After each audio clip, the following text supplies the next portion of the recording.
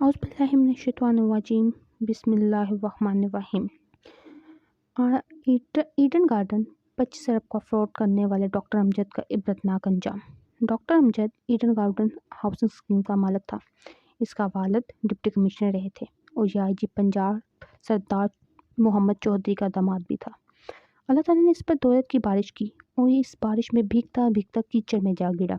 उसने सबसे पहले ईडन हाउसिंग स्कीम के 13,000 मेंबर्स के 10 अरब रुपए हड़प लिए और फिर उसने पाकिस्तान पीपल्स पार्टी के दौर में नज़र गोंदल के भाई जफ़र गोंदल के साथ मिलकर आईयूबी के रकम भी हड़प ली।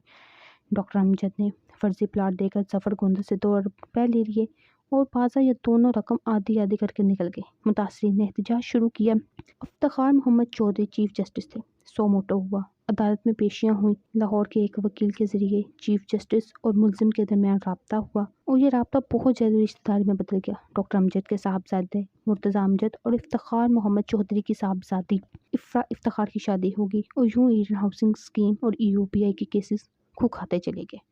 दौर बदला। नैब के मुकदमे शुरू हुए तो पूरा ख़ानदान मुल्क से भाग गया। नैब ने रेड वारंट जारी कर दिए। एफआईए ने 25 सितंबर 2018 को मुर्तज़ा अमजद को दुबई से गिरफ्तार कर लिया। लाहौर हाईकोर्ट के एक जज ने रेड वारंट को गैर कानूनी करार दे दिया और ये लोग ख़ानदान समेत कनाडा शिफ्ट हो गए। केसेस चलते रहे। इफ्तिखार मोहम्मद चौधरी का असर सुख डॉक्टर अमजद को बचाता रहा। फ्रॉड की रकम 25 अरब रुपए तक पहुँच गई। ये इस दौरान पुली बारगेन के ज़रिए भी राज़ी हो गया, लेकिन ये 3 अरब रुपए देकर 25 अरब रुपए माफ़ करवाना चाहते थे। नैब नहीं माना। ये इस दौरान किसी पुरस्कार बीमारी का शिकार हो गया, पाकिस्तान वापस आ गया।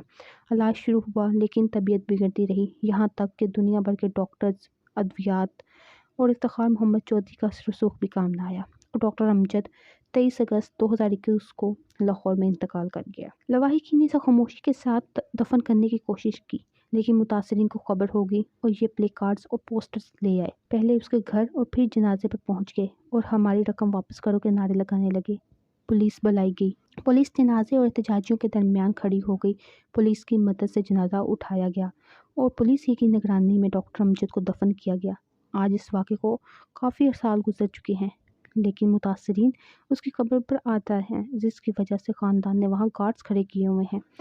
ये इंतहा दर्जे का इबरतनाक वाक़या है, लेकिन आप इससे भी बड़ी इबरत मुलाहिज़ा कीजिए। डॉक्टर अमजद ने जिस ख़ानदान और जिन बच्चों के लिए 25 अरब रुपए का फ्रॉड किया था, वो जनाजे के वक्त कनाडा में बैठे थे और इसमें से कोई भी शख्स उन्हें मिट्टी के हवाले करने पाकिस्तान भी नहीं आया था। ये वाकई दौलत के पीछे बावले होने वाले बेवकूफ़ों के लिए इबरत का निशान है। ये साबित करता है कि इंसान जब हवस के कीचड़ में गिरता है तो फिर इंसान नहीं रहता, ये बुदबुदार कीचड़ बन जाता है। आपने कभी गौर किया दौलत आखिर क्या है? ये सिर्फ कागज़ के टुकड़े हैं और ये कागज़ के टुकड़े जल भी सकते हैं, गल भी सकते हैं, फट भी सकते हैं और कैंसिल भी हो सकते हैं। और फिर दौलत बैंकों की स्टेटमेंट पर छपी हुई चंद फिगर्स और इनके दो आखिर में बेशुमार सिफर हैं और ये सिफर और ये बैंक भी किसी भी वक्त ख़त्म हो सकते हैं। या फिर दौलत अल्लाह की ज़मीन के चंद टुकड़े हैं और इन टुकड़ों का असल मालिक कौन है? हमारा रब। और ये रब जब चाहे अपनी लीज़ जिसके नाम चाहे शिफ्ट कर दे। और बस सवाल ये है कि फिर हम पराए माल के लिए क्यों बावले हुए जाते हैं? हम ज़मीनी टुकड़ों, बैंकों के ज़ीरो और कागज़ के नोटों के लिए बद्दुआओं की फसल क्यों बोते हैं? हम लोगों की आहें, बद्दुआएं और लानतें क्यों इकट्ठी करते हैं और किसके लिए करते हैं? उनके लिए जो हमारी आंखें बंद होते ही हमारा माल लेकर एक दूसरे का गला घोंटने लगते हैं, या हमसे हज़ारों मील दूर बैठकर अब्बा मरहूम, अब्बा मरहूम, अम्मा मरहूम कहते रहते हैं और हमें दफन भी पराए लोग करते हैं। मैं अक्सर अपने दोस्तों से अर्ज़ करती हूँ कि अगर हमारी उम्र 50-60 साल के करीब पहुँच चुकी है तो मतलब समझ लीजिए कि आपकी ज़िंदगी की असर हो चुकी है और हमें अपने गुनाहों की और अपनी गलतियों की उन लोगों से माफ़ी मांगनी चाहिए जिन लोगों को हमने दिल दुखाया होता है अपनी ज़िंदगी में, चाहे जो कोई भी हो। जिसको जो देना है दे दें, जिसे तौबा करनी है कर लें। आपके पास ज़्यादा मोहलत नहीं है। ज़िंदगी की रस्सी किसी भी वक्त खींच ली जाएगी और आप ये हकीकत जितनी जल्दी समझ लें आपके लिए उतना ही अच्छा होगा। और आपसे ये भी जान लें कि चूंटियों का इकट्ठा किया हुआ रिस्क हमेशा चूहे खाते हैं। लिहाजा खुदा के लिए चूंटियों की ज़िंदगी ना गुजारें, अपने कद से बड़े दाने ना खींचें और अपनी ज़रूरियात से ज़्यादा जमा ना करें।